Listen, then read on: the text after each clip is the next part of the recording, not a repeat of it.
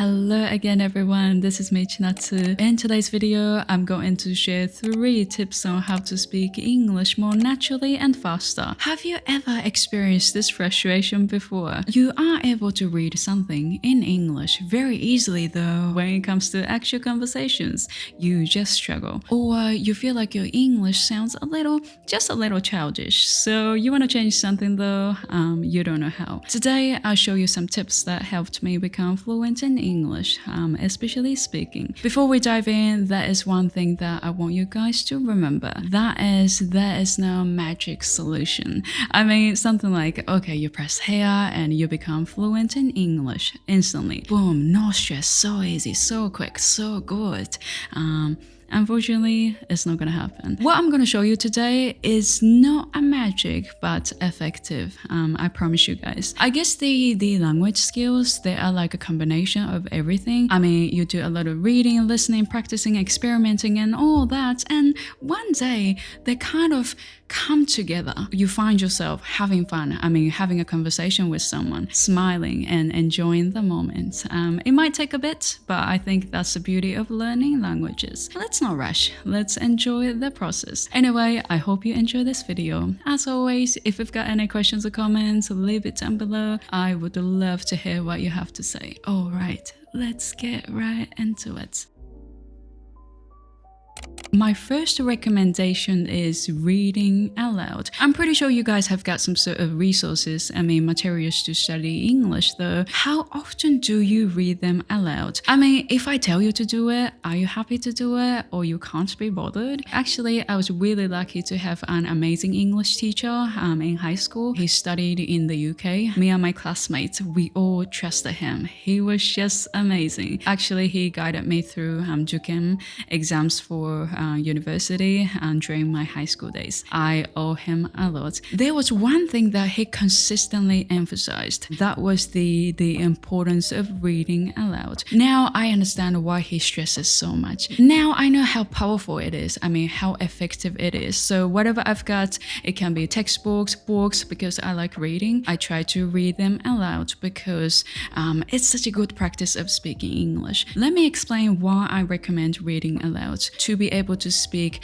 English naturally, native-like. I'm pretty sure you guys learn new words from textbooks or workbooks. It can be dictionaries, and what many of us tend to do is we kind of believe that we understand those words just by looking them up just one time. So you go like, oh, I saw that word. I have learned that word in that textbook. But unfortunately, it doesn't mean that you can use that word in an actual conversation. So instead of diving straight into an actual conversation, I think we should practice. I think it's very important to start by practicing speaking English by ourselves. I think by engaging in reading aloud, reading aloud your textbooks, books that you like, or workbooks, it can be anything. I think you can train yourself to produce English sounds more accurately, at least with more confidence. I'm pretty sure you guys understand how challenging it is to use new words in spoken English. So before we do that,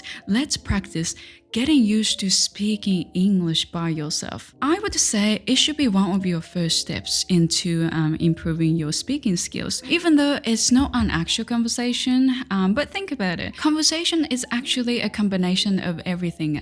Speaking, listening, communication, understanding, and all that. And speaking, making this sound, it's definitely a part of it. There's actually another reason why I'm such a huge fan of reading aloud. It's because when you read aloud, you can face to your English by yourself.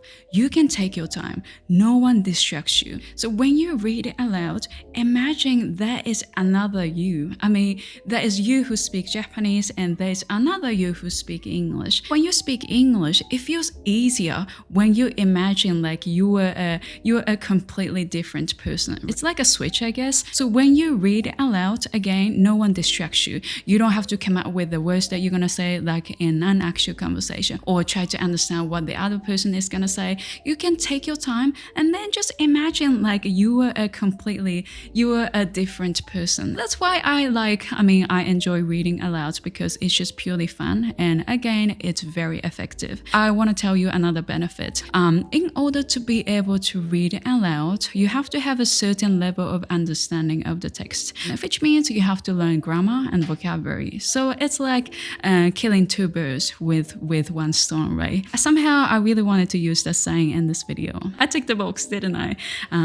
Anyway, I do recommend reading aloud, especially if you're a beginner of English. Start from there and see how it goes. The second recommendation is practice contractions in English. So instead of saying I'm going to, you can say I'm gonna. Instead of I want to, you can say I wanna. Remember, using contraction doesn't necessarily make your English better. Superior though. But at least I think it helps you get close to that language.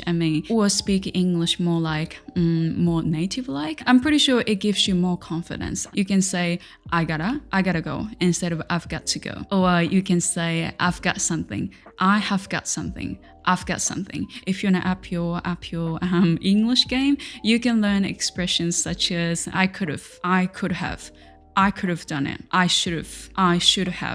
I should have done it, and they are quite handy. I want you to remember that even if people around you using those expressions, it doesn't mean that you can use those in an actual conversation. It's kind of similar to what I talked about in the first part, though. You want to practice saying those expressions first. So practice, take your time and practice until you feel comfortable using those expressions in an actual conversation. It's definitely a confidence booster, so give it a go. Okay, the last recommendation is shadowing. I know, shadowing is such a pain, isn't it? I took on the shadowing challenge a couple months ago. I did it just for the video.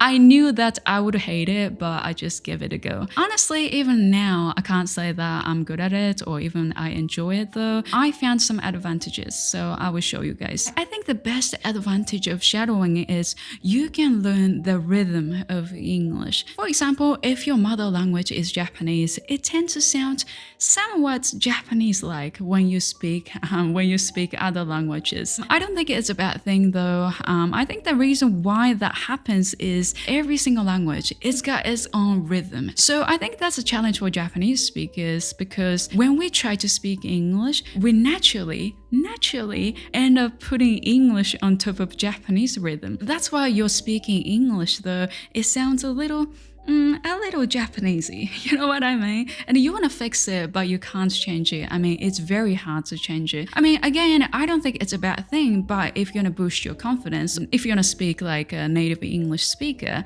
there's something you can do, and that is shadowing. So shadowing is basically you follow the model audio, right? By repeating the sample sounds directly, it's sort of like we can get in sync with the rhythm of English. It's like you are on the wave like this, and then you just follow it.